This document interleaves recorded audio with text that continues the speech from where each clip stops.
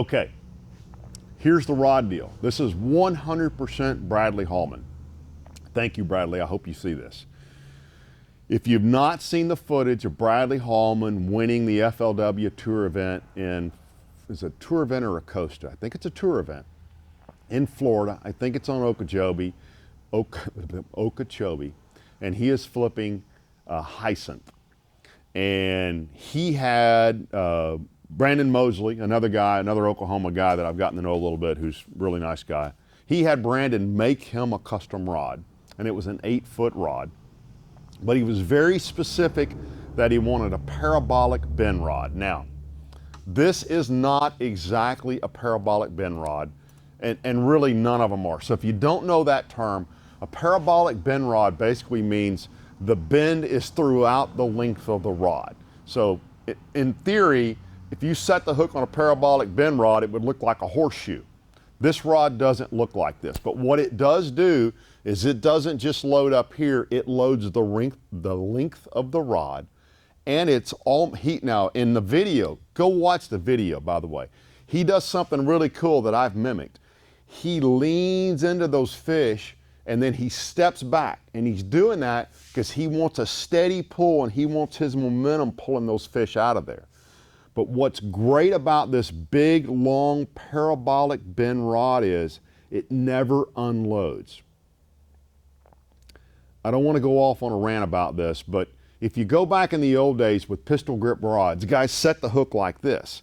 And if you look at old footage of Skeet Reese, when he would set the hook on a worm, he set the hook like that with his bait, with his rod away from his body.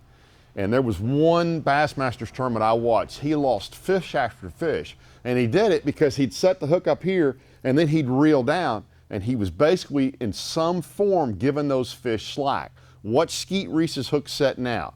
It's locked into his body and he doesn't do that. Now, he may have thought that through, but I bet you he just developed that hook set style over years, just getting better at it. I want a rod that loads, and even if I have to reel down a little bit, it doesn't unload. So this rod, this is my flipping rod. This is a Super Duty 3. It is a LS Larry Sam D David 3, LSD3. It's a 7-foot, 11-inch heavy action fast tip rod. It loads, you'll see some of these fish I catch, it loads over the length of that rod. And so I never give that fish slack. It's just like if you've got a hose around something in the yard and you snap it and you throw that slack out there, or it's just like when you get a bait hung up and you're popping the line trying to get it to come free, you're throwing slack to that bait trying to pop it free. It is the last thing you want to have happen when you're flipping in these bushes. You want to move that fish as much as you can, and you want to keep moving that fish. Big reel, big parabolic bend rod. Again, this is not a parabolic bend rod, but it's a rod that loads, because none of them really are. The only one that I ever saw was, by the way, I worked at a Kmart as a kid in sporting goods when the Ugly Stick, the original Ugly Stick came out. And the way we were supposed to demo the original Ugly Stick was they hooked it to a 5-pound mushroom weight in the floor, and we'd pick that mushroom weight up and go, you can't break this rod, which you really couldn't. That was a true parabolic bend rod. I would only throw a real parabolic bend rod now. Actually, I probably wouldn't throw it on anything because I don't want that much bend, but I do want a longer rod. I know I've gone on probably too long about this, but I do want a longer rod that loads for the length of the rod or a longer part of the rod to help me pull those fish out. And I think I'm going to prove to you right here that that setup that I'm using really does work. So let's go back to the fishing footage. I actually feel bad that I talked that long, but let's go back to it. I hope that was helpful for you guys. Here you go. Coming aboard. Mike caught one. Yeah, finally. So I know some. Yeah, maybe. Not there. All right, I'll give it some line, maybe it'll come back out. Oh. Still on? Yeah, he's still on.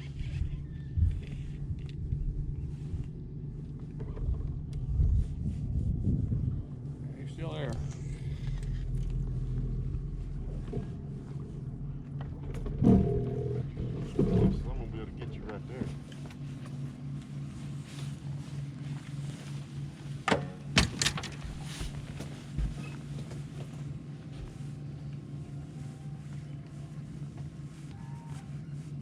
Way down there, aren't they? He's there.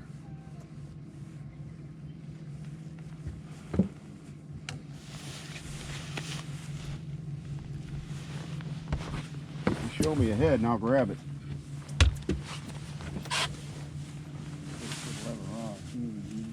Is that where he is? Right there at 6 feet?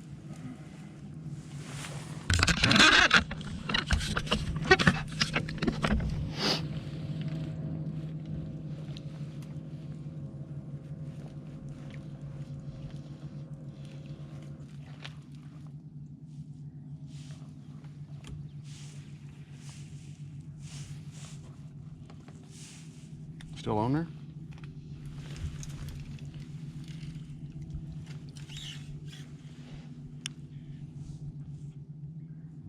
Gone. The line is so tight.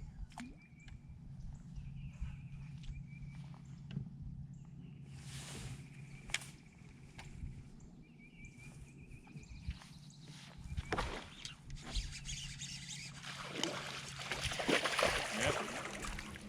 Well, that's going to call that one. I'm gonna get rid of that rat, isn't it? Come off of Cypress. No, out of that little crap. I told you I had a spot where I was catching them out of the, where there's piled up junk. Yeah. Send some of that piled up junk.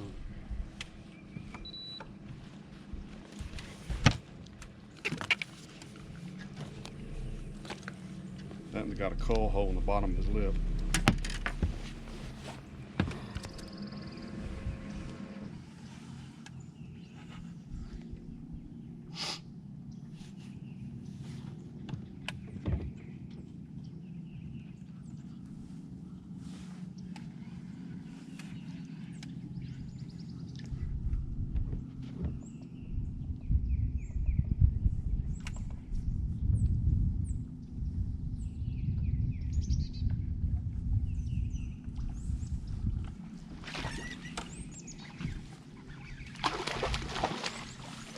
Yeah.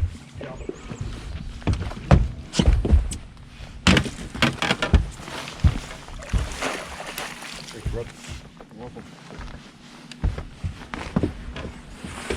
Shook that fish off yesterday. You know it? Took him off yesterday? Yeah, sure did.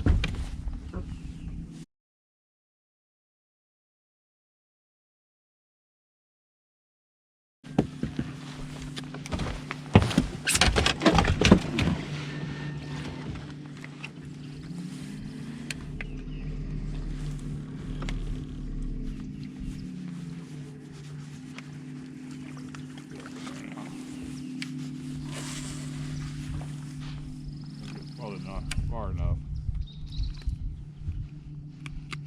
That's another good call. It's a 4-pounder. Ouch. I don't think there's a fish in the live well under 3.5 pounds, and there's one pushing 6. Got a pretty good stringer. That was a good bite. Ooh, man, I shook that fish off yesterday. Crazy. Come back in there, flipped in that same bush. Little swimmer. Remember me telling you I shook one off the sweet gum tree? Had a bite. Right there. I'll take that.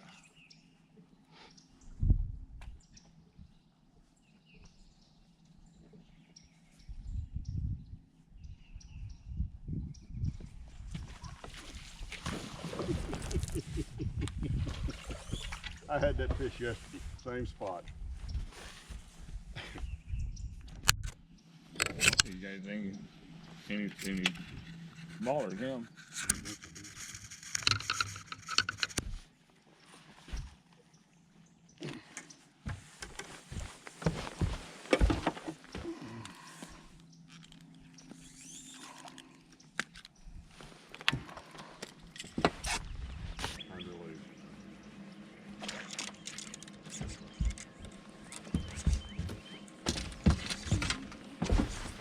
That's a good fish.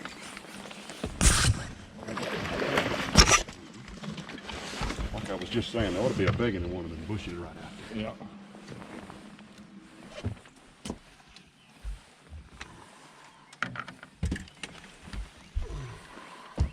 Good job. Thank you for the net job there, buddy. I'm not saying. That's that bit of footage I talked about earlier. Did you see how when he put that fish in the net, or when he laid the net down, I had to get that hook, get the net untangled from the hook sticking out of the top of the fish's mouth? That's why I'm a big believer now in these smaller hooks, and I'm gonna start practicing with that 2/0. If you look, most of those fish are hooked right there, right in the top of the mouth, sticking right through where it needs to be sticking through. I think that's a difference maker, and it's something I didn't think about or figure out until I had lost a whole bunch of fish in bushes over the years. So again, thanks to Brian and Bobby Barrack for giving me that thought, and thanks for the other guys for helping me figure out what gear I think works best for flipping those this heavy cover that we're going to be flipping probably for a couple of months here on Rayburn, unless they can get all the water out of the lake. Okay, guys, so that's a wrap on the Cowboy BFL on Rayburn. As I said, I weighed 1814, and there's a song in my head. In 1814, we took a little trip. I can't remember who that was. Johnny Horton's who that was. God, where's my mind? Anyway, so weighed 1814, finished in 7th place. Had a fun day. Enjoyed fishing with Mike Taylor. So if you're in the stump down there, Mike's the owner. Say hi to Mike. Tell him you saw him on YouTube on the Ken Smith Fishing Show. Thank you for tuning in. Thank you for subscribing. I hope you enjoyed this show. I think that's everything I want to cover. If you haven't seen it, by the way, I talked about this earlier. Bass Champs is Saturday. Outlaw Outdoors Sweet 16 is Sunday. If you want to know what ramps are open, a bunch of ramps have reopened. Outlaw Outdoors on their Facebook page is doing a great job of keeping up with those. I know Caney reopened. I believe St. Augustine has reopened. I don't think Monterey has reopened yet. I heard Mill Creek has reopened, so we've got ramps kind of all over the lake that have reopened. For those of you, and I get a lot of questions about this, do I need a really big boat to fish Rayburn? You don't. You got to be careful, but I mean, good gosh, you can put in Caney and fish more water than you can fish in most lakes across the country and never get out in the big water. Or at Monterey when it's open, or go up the river and put in at Kingstown and fish some of the coolest, most beautiful, or actually probably at Marion's Ferry up there, some of the most cool, beautiful cypress trees with Spanish moss hanging off of them and big alligators and just cool, fun stuff. So if you're not from around here and you want to come to Rayburn with your 17-foot tracker, you absolutely can do it. There's plenty of places to fish. You can put in at Powell Park and fish all up the Ash Arm around Buck Bay. You can put in at Mill Creek and fish all up that side. There's plenty of places you can get to without making a big run. Truthfully, I run a 21-foot Ranger. There are very, very few practice days here I burn 10 gallons of gas. I drive the big truck because it's way more comfortable no matter what the weather is in the truck. Put in close to wherever I'm on to fish, and I just go around the corner and fish where I'm on to fish and don't burn a bunch of boat gas. So bring your boat down here and come on, and it's going to be a really, really fun spring at Sam Rayburn. Big fish. There was another 11-pounder weighed in the tournament yesterday. It's crazy. A lot of fun. Come see us, guys. Thanks for tuning in.